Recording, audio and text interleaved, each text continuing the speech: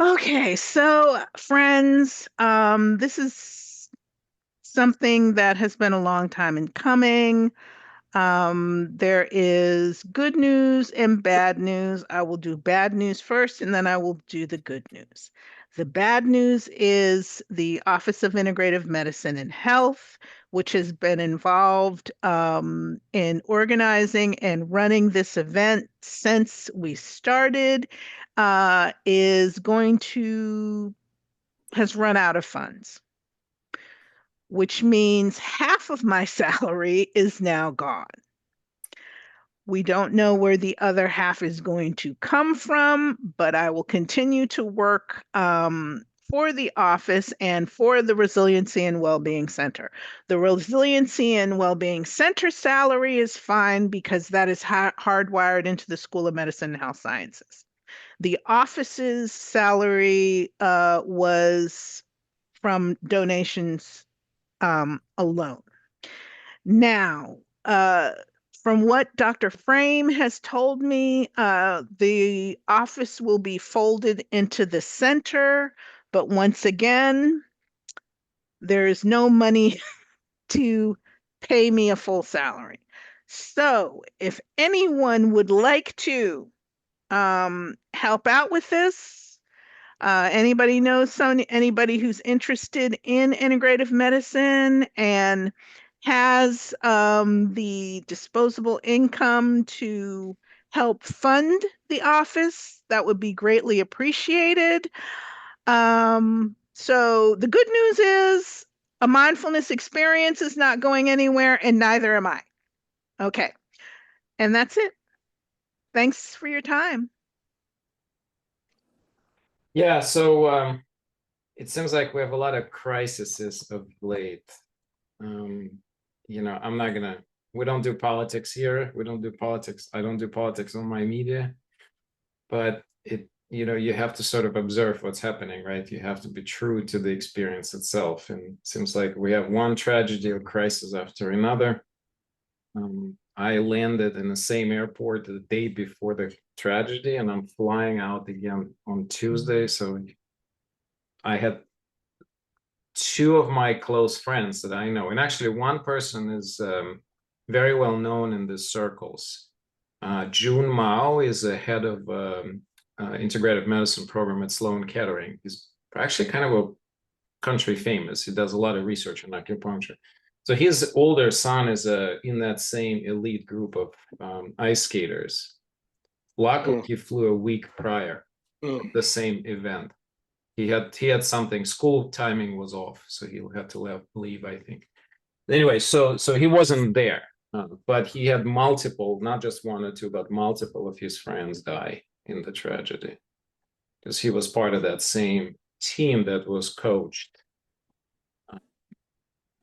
And so he would often come. And they had a big practice area here in Virginia, apparently. I didn't know those details. And then the coaches who died were coaches of our friends in Boston. So two separate people who got affected. So anyway, I think while at the same time today, as I mentioned, is the day the COVID officially began. Plus you see all the turmoil in politics, and it feels like every day there's some kind of another disaster or another shift, a change. And so I think it's really good that we still have this. I think it's good that we connect and that we're talking and supporting each other and trying to get through this hard time. But I just want to acknowledge that let's do what we can, affect our sphere of control, let go of the things we can't control, and realize that ultimately, politics change. And even when you think that things are really bad, they always come in circles and then they get better. So I hope that that's the case here. I personally had a really low day on Tuesday. It was like 10 o'clock. On top of it, we're having some problems at the clinic with administrative aspect of some of the billing, and we're changing some of our EMR. So we have this couple of really big problems we can't easily solve. So I had a very low day. And so my 15-year-old said, Dad, forget all this. Let's go skiing. So Tuesday night, we drove over to the Whitetail and we skied on Wednesday morning before I had work and patients. And I will tell you, I'm definitely a big fan of exercise, fixes stress and gets your mood better. You know, as they say, if you save money on skiing, you'll lose 90% of your happiness. There's this famous meme going out on the media. So with that, that's all I have to say.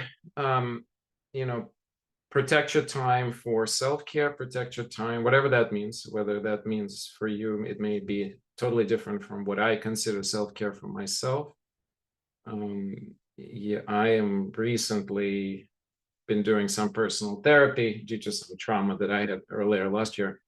And the therapist mentioned something quite easy, quite interesting. She said, spend more time in contemplation with that which you believe in. She on purpose didn't use word God or anything like that. She kind of put this very open-minded. So I really appreciated that specific aspect because, you know, you can call it a prayer if you want, or you can call it contemplation, or, you know, whatever it is. But I felt like that I have. So basically, where I'm going with this, find something that really impacts you this positively enough that you can cope with any level of external stressors that are happening. So let's do Q&A as usual. I don't have much of update. There is no COVID updates as far as I'm concerned. The numbers about the same. I haven't seen much of anything. I've done a very interesting video that I will post that's going through my editor right now. I'll post it early next week, I think, when she finishes, she will post. And then I can probably mention it next week. Basically, it's a very careful assessment of who and why use telemedicine or telehealth in people over 55.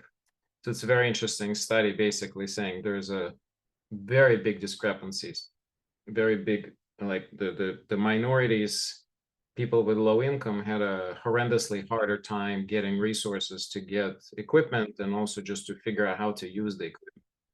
And so, you know, while affluent population generally adapted all the telemedicine, even in a 70 plus group, it wasn't across all the age groups.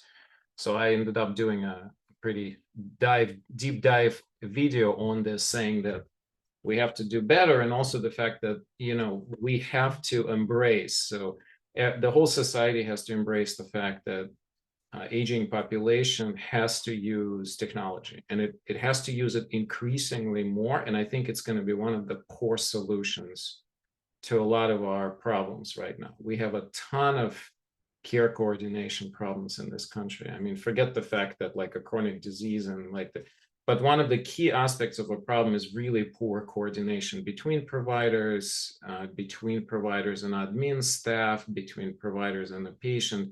There's a lack of very efficient platform. And I think that will get completely solved in an upcoming few years, primarily with combination of AI and with combination of rapidly improving IT support systems through electronic medical records. So things are going to be very seamless. They will be integrated into the EMRs through a bunch of apps. And the apps will be able to do all kinds of things. They'll be able to track your health parameters using some wearables. They're going to be able to rapidly do the blood tests without even necessarily seeing a doctor first. They'll be able to navigate healthcare system much more efficiently. We know that it's another study at some point I'm going to do in the next couple of weeks. There were several pretty large analyses saying that AI now diagnosing acute and managing chronic problems about 9 to 10 times better than human doctor. And interestingly, combination of AI plus human doctor just as bad as a doctor. But if you just leave the AI to handle, it's way better. It's dramatically better. And I think big aspect of it has nothing to do with the correctness of diagnosis. I think that's actually a much smaller problem. I think it's the way AI can handle the process itself. AI will completely automate everything. Like it will get to the bottom of the problem in seconds, and then in the same seconds, we'll be able to set up a pathway of care. Versus in humans, there's all these inefficiencies. Even if the doctor knows exactly what to do, it doesn't mean that the system knows how to do it. System may be completely maladapted and will go into totally wrong direction. I'll give you a very simple example. I had two examples, so just this week. Yeah. So I had an acute patient with a bronchitis. I wrote an order for narcotic, and it wouldn't go through. I had to send it 10 times, still didn't go through. And it's just a cough syrup with narcotics, and we can't do anything. We keep putting in orders and they're not going through. Why? Just some glitch. So all of those things have to be automated. They have to be done through pathways of care that are not necessarily different than now, but they basically devoid of that human aspect. The human aspect is where the errors come in. The human aspect has to just double check to avoid glitches and avoid some obvious problems, but the actual technical glitches AI will solve, and it will solve it permanently. It's just, it shouldn't even be happening that we're dealing with this.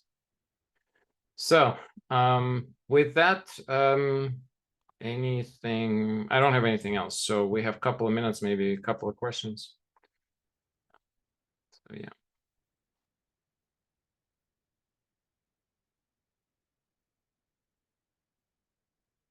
No updates on bird flu. You probably have seen the government give a big grant, $500 million to Moderna for the bird flu vaccine. So again, I'm still on their same statement like last time. I don't think that the bird flu is a real deal here. I'll keep an eye on this. Moderna will develop vaccine, that's for sure, and it'll probably develop it way ahead of any potential problems here, because now it takes about 3 to 6 months to get to a certain place with the vaccine. It doesn't feel like the bird flu risk is that high within that time frame. So we'll live to see, but no updates, no other updates. And Moderna turned around the COVID vaccine pretty quickly. So and now the technology is here. They'll keep on doing it faster and faster. It's much faster than the mRNA technology is way faster than the old technology. I don't know why. I've never researched to understand the details of it, but it seems to be substantially faster. Previously, the vaccines could take years to develop. Now it's just months. So. All right.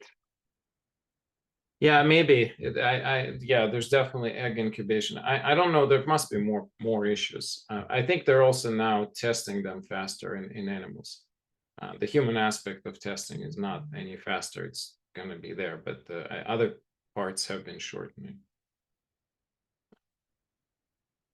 All right. I will just again, same as usual. I'll stay here till around 3:15. So if you're my patient, you have something medically you need to ask me, just stay after 3 o'clock when we finish. Otherwise, Naheed, thanks so much for coming back. It's so wonderful to see you again, and we're so excited to have you here and lead us into wellness as well as mindfulness practice.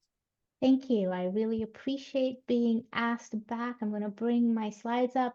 So I want to say, Janet reached out to me and asked me if I would do both the wellness and the mindfulness part. And I got really excited because the last time I came, I only did one part and I didn't have an opportunity to explain the why. So as part of the wellness program, talk, I should say, I'm going to explain the why behind what it is we're going to do today as far as the mindfulness exercise. So once again, my name is Naheed Oberfeld. Thanks for having me back again. Some of you may have already heard me. And what I am is I'm certified in a mind-body technique. And today what I really want to focus on is what's the role that emotions play when it comes to things like chronic pain. We started the conversation today with a lot of high emotion events. Where do those emotions go? If you don't have an outlet, whether it's skiing, I would break quite a few bones if I did that, but I go jogging. But whatever your outlet is, if you don't have a way to have an outlet for those emotions, then guess what? They go inward. And so today I really want to talk to you about the role that emotions play in chronic pain, and really would love to help some people to get out of that cycle of chronic pain, right? It's painful, to say the least. Okay, so let's move on. So what are we going to do today? So we're going to start with the mind-body connection, but most of us will, I think, agree that there's some kind of mind-body connection. But today I really want to focus on, what does science say? What is the latest research, and specifically as it comes to pain management? And it's going to be very high level, right? So I just want to share some of the latest research on that. And then I want to spend more of our time on a tapping demonstration, because once you understand it from an academic perspective, I'd really like you to experience it personally. What happens when you have pain in a particular area and you uncover some emotion? What happens when we release that emotion? How do you feel? So it's just going to be a 10-minute demonstration, but the idea is for you to be able to experience it. And then there may be some of you here who are really struggling with chronic pain, or somebody who's struggling with chronic pain, and allopathic medication or medicine is just not helping them. So I'm going to share a few tips that I do with my clients and the steps that I take them through as far as chronic pain management. And then finally, stick around till the end, because I have a parting gift for you that's been very helpful for the clients that I work with, specifically, again, when it comes to managing chronic pain. So let's start with understanding who I am. So I started off by saying I am certified in a mind-body technique. And if you've heard of it, it's called Emotional Freedom Technique, but most people know it as EFT, which is the acronym, or tapping. So the question is, why is it called tapping? It was actually started in the 1970s by a psychologist, an American psychologist by the name of Dr. Roger Callahan. And he had clients that he would work with on their emotional and mental issues. And Western psychology, especially back then, there was a framework on how to deal with that, what the emotions are, what the beliefs are. For example, I feel like a failure, and because I feel like a failure, that makes me feel very disappointed and sad. So he could handle that. But he realized there was a piece that was missing, and that was the physical part. So, for example, when we carry heavy emotions, every single one of us, if I were to ask you, where in your body do you carry your tension?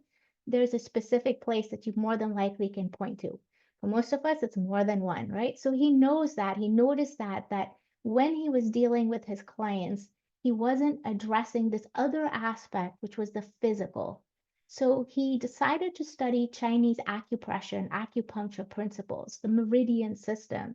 And that's how he came up with emotional freedom technique, because he put them both, they put both the Western psychology and the acupressure principles together. And now he's addressing everything, the mental, the emotional, and the physical component, which back then was not really thought of, not in terms of psychology, right?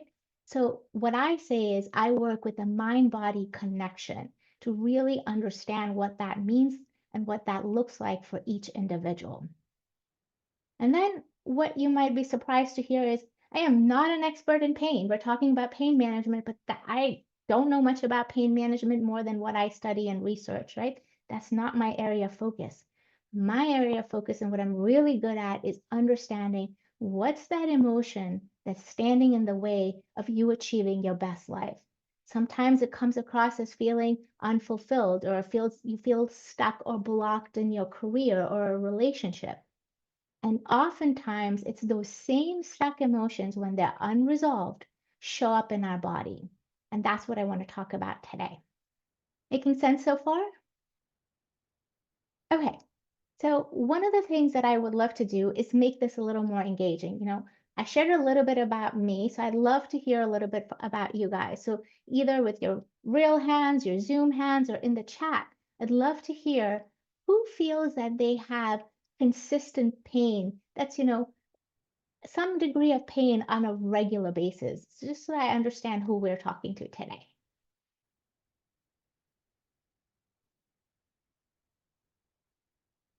Okay, yeah, thanks, Stephanie. Pain in your Achilles tendon, absolutely, thank you. Anybody else? Just a couple people have regular pain. Okay. Yeah, I see a few hands going up. Yeah, so most of us actually have pain in some place in our body on a pretty regular basis, right? Mahirap. So, Umiiyak. yeah, thank you. So Siyempre, the second question is, tama. Dahil di na nga naghihirap, di ba? Pahinga na si thanks for muting. So the second question is, how many of you have a degree of pain that requires you to adjust your activity when you have your pain flare-ups, right? You have to manage your pain, so you can't do as much. Your activity changes for that day. Anybody's in that situation? Okay, so we have a few people whose hands are up. Yeah. I mean, it really impacts our quality of living. And then, is there anybody on here who's been diagnosed with an autoimmune disease or has received sort of an unofficial diagnosis? What I mean by that is maybe their doctor thinks they have it, but they've not done the blood work or something along those lines. So we have one hand up related to that. Okay. And the last thing I'm going to ask you, especially for those who have been dealing with pain for a while, if you can put this in the chat, just 1 or 2 words, not a paragraph. What are some of your go-to solutions? How do you help yourself to get through these painful flare-ups that when you have them? Does anybody have anything in particular that they use?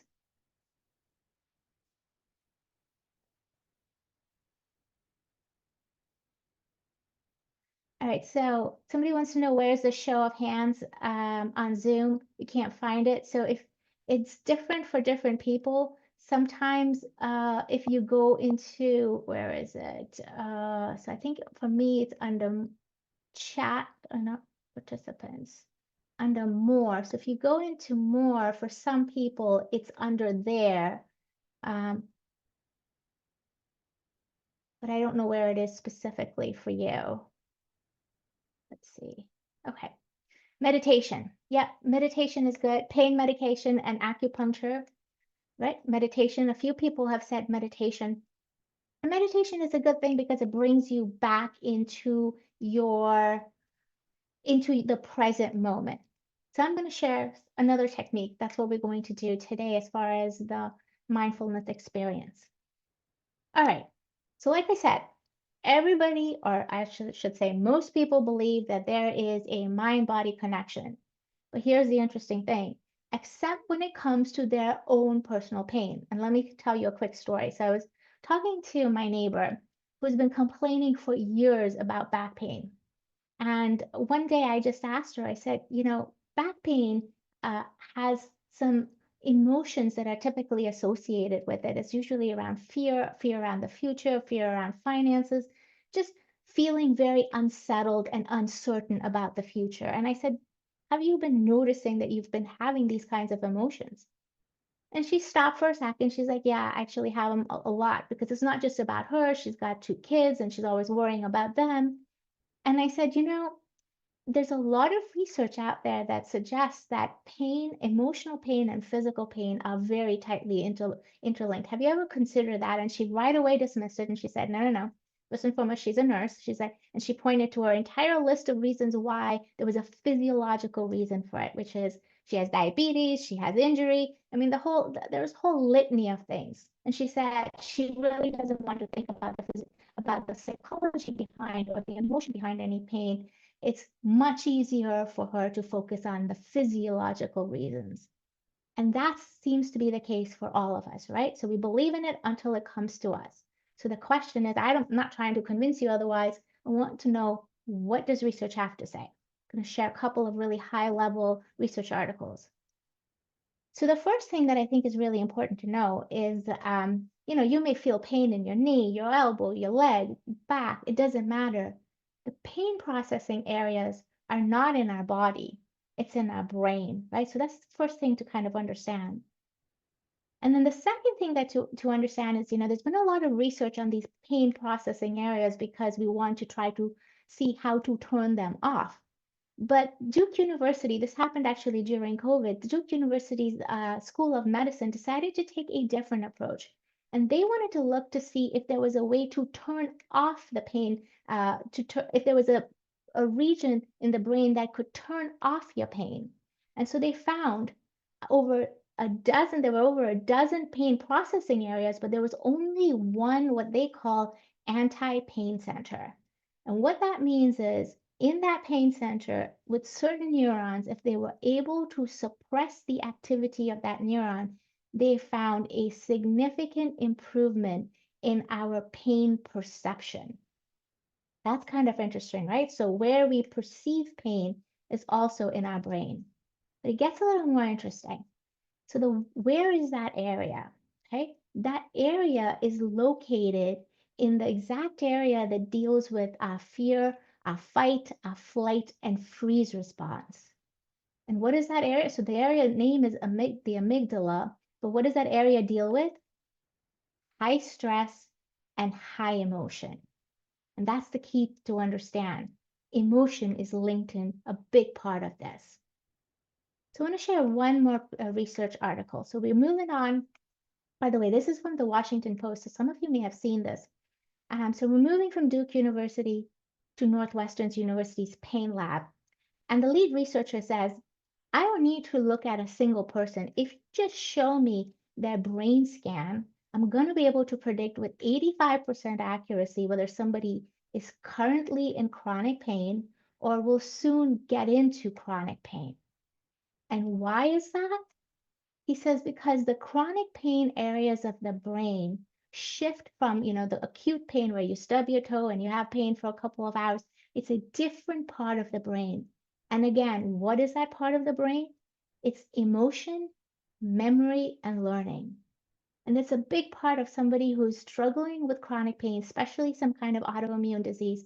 Part of it is you have experience of bad pain flare-ups, and you wake up wondering, is today going to be a good day? Is today going to be a bad day? All of that is part of the memory and the learning process.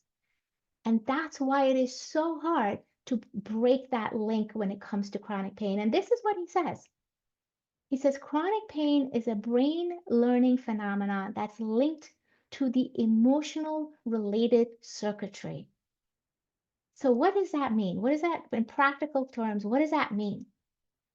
First and foremost, just understand the common thread when it comes to chronic pain is emotion. I'm going to stop for a second, and I don't want people to think it's not a physically underlying situation. Okay, there's some sort of impediment, there's some sort of maladjustment. However, the perception of pain, that comes from emotions. So what's the role that emotion plays? Emotional triggers drive chronic pain flare-ups. So there may be a physical impediment underneath it, but that's not what's causing the constant sensation or perception, I should say, of pain. It is how your emotions, or not normally, I should add, it is how you are emotionally reacting to the world and to the situation that's causing these painful flare-ups. So what's the one thing that I want to leave you with? That is the language of pain is emotion. So if you know somebody who's really struggling and allopathic medicine is not working for them, really ask them to consider what is the emotional situation that they're going through that's causing these painful flare-ups. So I want to stop for a second over here and just we're going to do tapping in a second, but I wanted to just ask if there are any questions or any thoughts about what I said, because this might not be something that you may have heard or maybe something you do know. Did it make sense to people as I was explaining the emotional connection? Yeah, thanks, Rana. I see you. Perfect. Anybody else? I can't see everybody's heads nodding, but does it make sense to people, or is there questions that you might have related to this? If you have a question, feel free to unmute yourself or put it in the chat. Yeah, thank you. I appreciate that, Janet. All right, so I wanted to do this before we move on to the tapping, because I wanted you to understand why why I'm moving into this mind-body tapping demonstration, because it's all about understanding the emotion. I'm not concerned about what the physiological situation is, but I am going to focus a lot on the emotions. It's a couple of things. We're going to be tapping on our face and body. You're going to see me, and I would love to be able to see you. So if you guys feel at all comfortable getting on video, and because I am going to be asking you questions to put in the chat, because that's going to be part of our tapping script. We're going to tap on what you are experiencing. So the more engaged you are, please come and tap along, right? If you want to be able to connect the dots between what's going on with your physical pain and your emotions, then do tap along with me and answer the questions in the chat or unmute. That will actually be the best way to do it. And then this way we can have a more productive for you tapping session. Make sense so far? So first thing I'm going to say, I know this is a very busy slide. I'm going to walk you through it. We're going to start on the right-hand side first. So the first thing I'm going to ask everybody to do is just go ahead and put in the chat two things. The location of your pain, and be specific. So if it's knee, say the right knee, and the current intensity from 0 to 10. If 10 is, I'm practically writhing on the floor, which I hope no one is, what number right now do you have when it comes to your pain and the location of your pain? So let's take a minute and actually do that, please. And I'm going to start my timer, which I forgot to do.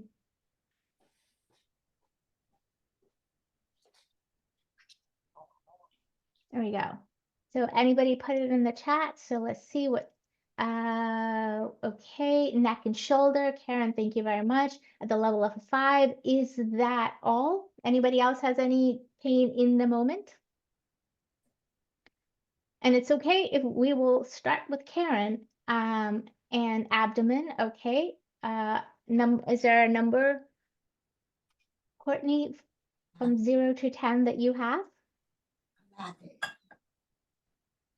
So while Courtney's putting that in the chat, I want to kind of explain the rest of the slide. So the first two things we're going to start tapping on. The second thing is, as we start tapping, I'm going to start asking you questions. And the questions I'm going to ask you is, what's the emotion that's coming up for you, right? Because there's an emotion and there's a belief in that tapping. That's the main part that we're trying to get at. For some of you, you're going to spontaneously get into these past events. And what I mean by past events is that you start having memories of past experiences that bring up that emotion. And that's perfectly fine. The reason that happens is while we're tapping, we're actually activating, especially on our face, we're activating the amygdala, the same area that I talked about in the fight, flight, and freeze area that controls that part of our behavior. And then the really interesting thing is, as we start tapping and you start shifting through your emotions, the pain starts to shift and change. So one of the things that could happen is the pain can even go up because you're really focusing on that emotion. And it's okay. Don't worry about it. It will come back down. And it will also move. It will shift locations. So I'm going to keep asking from 0 to 10. Where's that pain? From 0 to, has it moved from the Achilles on your right foot to maybe your abdomen or someplace else, right? Your neck and shoulders. So pay attention to where that pain is. So that's on the right-hand side. So let's move to the left-hand side of this. I'm trying to move all these things out of the way. So give me a second here for a minute. All right, so the left-hand side, I want to start showing you what are the tapping points. So everybody follow along with me. So let's start with the karate chop. So it doesn't matter which hand you do. So that's number 1, if you can see on there. So that we're working on the karate chop, okay? So that's number 1. Then we go to the eyebrow. The eyebrow, you use 2 hands where your eyebrow and nose meet. All right, so we're tapping on both sides. Perfect. Then we move to the outer eye, or it says side of the eye over here. That's number 3. We go to the under the eye. That's 4. Now we use 1 hand for under the nose. That's 5. 1 hand for the chin. And the last one we're going to use today is the collarbone. So it's both hands. Find your collarbone point and just kind of go down an inch and you can tap over there. Yep. Perfect. sorry, one more last point. It's top of the head. That's the last one we're going to do today. All right, so the way this is going to work is that I'm going to start saying something, and everybody's on mute, which is fine, but I want you guys to say it out loud yourself. Okay, so I'm going to start with everybody's pain point. So let's start at the karate chop point, and I want you to pay attention to what's happening to your pain, right? That's the name of the game. You're not doing this mindlessly. It's a mindful exercise. All right, so I think the first one was Achilles. All right, so every time I think about my pain, so I want you guys to repeat that to yourselves. My pain in my Achilles tendon. My pain in my neck and shoulder. Let's see, it's all over the place. And my abdomen. I'm holding on to all this pain until whatever number it was for you. I'm holding on to all this pain. I'm going to say at the level of a 4. And I choose to love and accept myself anyway. I'm going to do that a couple more times. Every time I think about all this pain that I'm holding on to in all these different parts of my body, this pain that I'm holding on to at the level of a what for you. I'm holding on to it as this stuck emotion, and I choose to accept that this is how I feel. One more time. Every time I think about my pain in my neck and shoulders at the level of a 5, the pain in my abdomen at the level of a 4, and my right Achilles at the level of a 3. There's a part of me that's holding on to this pain, and I would love to be able to get some resolution. And I choose to accept myself anyway. So is everybody tapping? Because I can't really see anybody, but I hope you are. So let's go to inner eyes. All this pain. Pick your specific location. I'm just going to pick one. All this pain in my neck and shoulders at the level of a 5. Go to the outer eyes. All this pain, and every time I think about this pain, the emotion I feel is what? Under the eyes, take a moment. And what's that negative emotion that might be stuck in this pain? Under the nose, I'm going to give one just for myself, and then you guys can come up with your emotion. All this emotion that makes me feel disappointed. Chin point. I'm disappointed because I cannot do the things that I really love to do. Collarbone point. I'm holding on to all this disappointment at the level of a 5.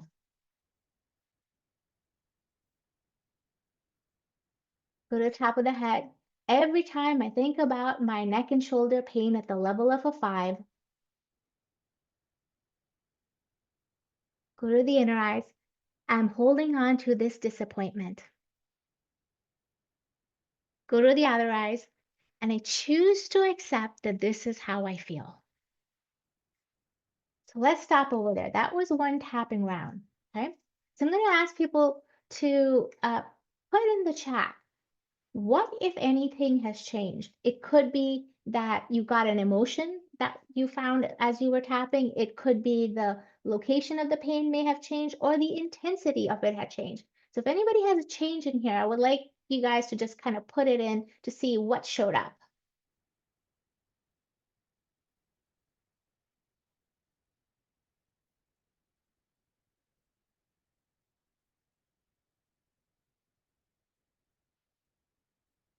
Or just, unmute yourself and go ahead and just speak out loud. Sometimes that's just easier. Okay, so did anybody feel, so Karen, did you just say your pain went to a 4? Nothing changed? Okay, perfect. Did you get an emotion in there, Nydia?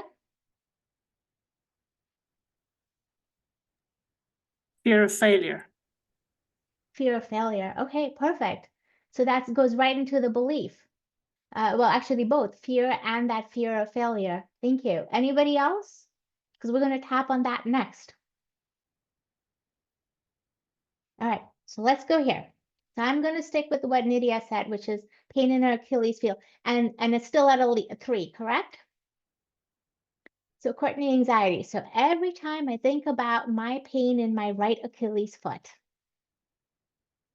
I've got all this pain at the level of a 3. And the message for me is that I have this fear of failure. And I don't know how to resolve it. And I choose to love and accept myself anyway. Or if that's too harsh, I choose to accept that this is how I feel. I'm going to do it one more time, and I'm going to use someone else's. Every time I think about my pain in my abdomen at the level of a 4, I'm holding on to this anxiety, and I choose to accept that this is how I feel. Top of the head, all this pain in my abdomen and in my Achilles heel, Achilles tendon. Inner eyes, all this pain that I'm holding on to in every cell of my body. Outer eyes, when I think about this pain, I'm filled with this fear of failure. Under the eyes, every time I think about feeling like a failure, it reminds me of the time what? Under the nose, what's that previous experience that is coming up for you that makes you think that just keeps repeating itself?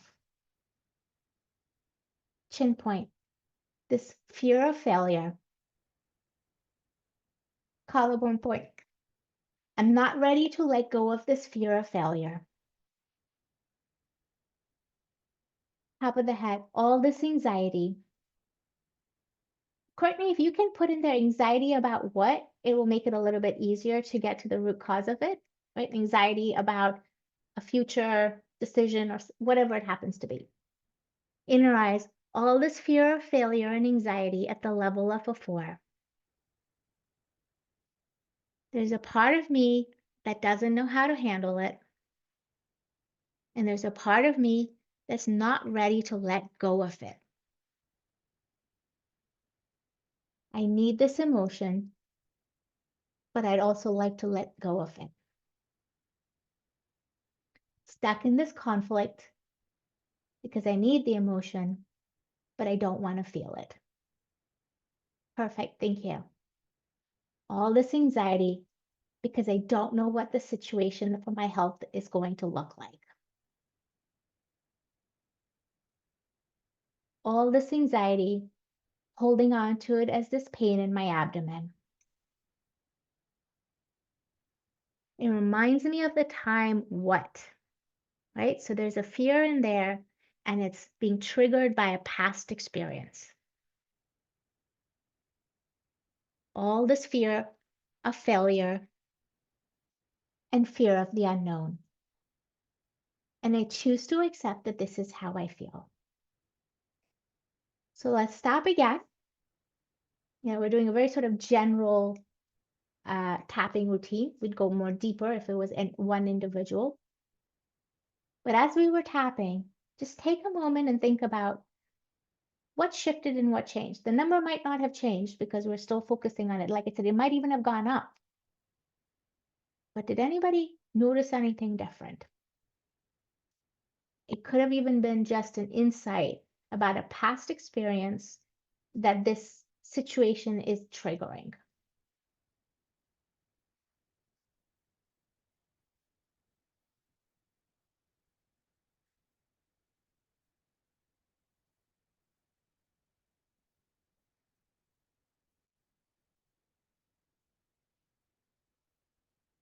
Okay, your emotion is anxiety and it went up, right? Okay, and so Nydia, no change and no insight. That's fine. Don't worry about it. So I just want to ask Karen, if your emotion is anxiety and it went up, what was it anxious? What is the anxiety about? It seems to be about a variety of things. Role in healthcare, um, and previous traumas. Okay. All right, thank you. So let's do, because we're coming to the end of the tapping thing round, I want to see if we can help people bring some of this down, because part of this demonstration is to be able to see how your physical condition and your emotions are sort of tied together. And as things shift, you'll notice shifts within your physical body as well. So let's go to the top, and we're going to change it around a little bit. And let's start this way. I'm open to the possibility that there is a solution to my situation. I'm open to the possibility that I don't need to know it right away, but things could work out. I have evidence that things have worked out for me in the past. And I'm open to the possibility that something could work out without me even knowing it. I'm open to the possibility that I don't need to try to control the situation. And that the more I'm fearful and anxious, the harder it becomes. I have evidence that when I let go, things have a way of working out. It's hard to let go. It feels irresponsible to let go. There's a part of me that feels like I have to control. But what if I don't? What if I have evidence that when I let go, things have a way of working out? Maybe I can let go just a little bit. Maybe I can let go of 10% of the control and anxiety. I'm open to the possibility that letting go of 10% of my control and anxiety might open the solutions for me. I have the evidence that when I step back, things have a way of working out.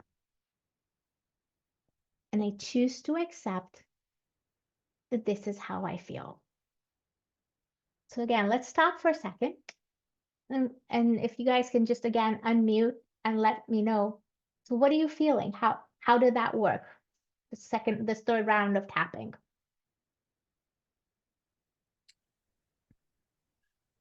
I felt emotional, and I'm not sure what it was, but it felt like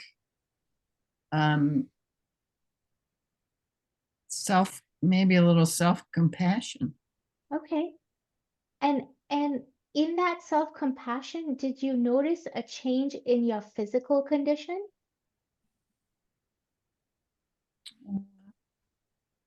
Maybe a little bit, yeah. Okay.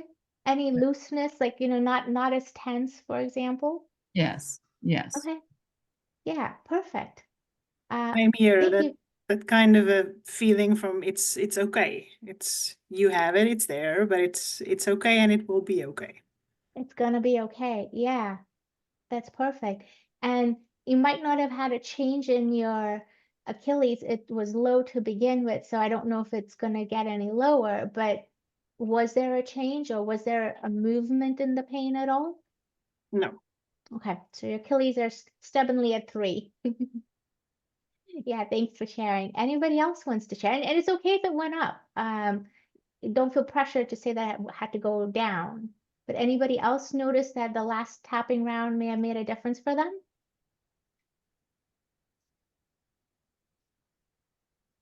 Okay. So I do want to share that, like I said, this was very general, and there were a lot of people that I was trying to get their input on. But the idea is that as you begin to understand what that emotion is, with that emotion comes a belief.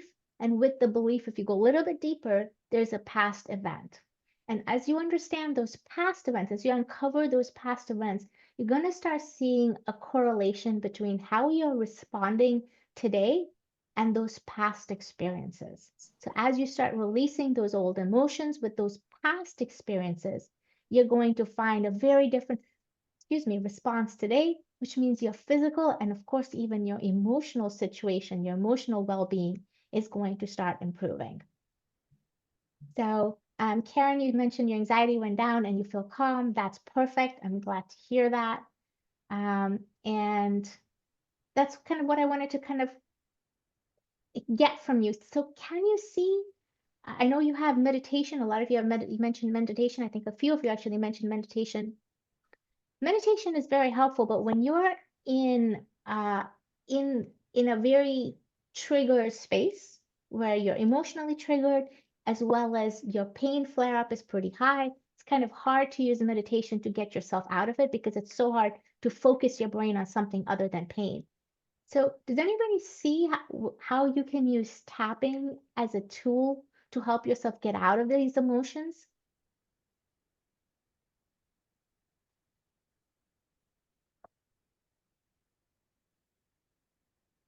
Sure. Okay. Yeah. Because it's something that can be used very effectively once you understand how to use it. All right. So I know that we have we're coming up against time, so I want to kind of wrap up as well, but I wanted to share a couple of things. If you feel like you've been struggling with chronic pain, one of the things that I want to suggest is come for a 30-minute consultation. The purpose of that consultation is I'm going to help you identify what are the emotions that are stuck in that physical pain, right? What are your emotional triggers that cause the pain flare-ups? So that's where I always recommend people to start if this is something that you're dealing with. And eventually, the goal is to release those old stories that are in your body. And when I say they're stuck in your body, it's just stuck emotion. There's resentment, there's anger, there's sadness, there's disappointment. And we've built it up over years. And so our bodies tend to be the natural repository of it. If we haven't released it, it needs to come out some way, and the body tends to be the reason how it happens. And so what I say, this is physical healing, but it's through emotional release. And I also wanted to share with you my pain journal. So I said I had a parting gift to you. The number one thing that I recommend to people who have regular pain is start a pain journal. So this is a blog on my website. There's a lot of information specifically on chronic pain.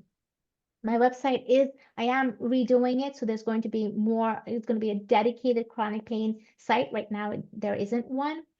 But do take a look at this pain journal and start working on it diligently, because if you just do a little bit, we're talking about 2 to 3 minutes a day of doing what we did today, which was what was the emotion, what is the intensity, and what situation came up during the day, you're going to start noticing what are the people, who are the people, and what are the situations that tend to be your pain triggers. And then finally, I just wanted to say, if you know somebody who's struggling with chronic pain, have them come and reach out to me. This is my information. The QR code is to have a 30-minute conversation with me. And I'd love to answer any questions or anything else that you might have to say or share about today. And if not, that's all that I wanted to share with you.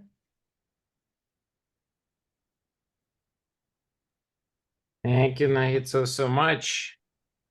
I hope we'll see you soon. Thank you. Appreciate it. And do we let's make sure we have a link to your website in there. Actually, let me see. I think I have it open. If not, do you mind putting it in? Yep. Great. So if anybody interested in contacting you, I think the contact information is there. Yeah, so this is my website. It's going to take you to a very specific blog on my website, but this is all about pain journals. So take a picture and then you can get on there. And like I said, there's a lot of blogs specifically on how to start working with pain. And I put the website link into the chat. So if Thank somebody you. wants to copy paste it. Yes, thank you. And then there's more information right there. Okay, well, thank you again. So next week we're gonna have Michelle Clausen, who's the PhD in nutritionist, midwife, researcher, kind of everything.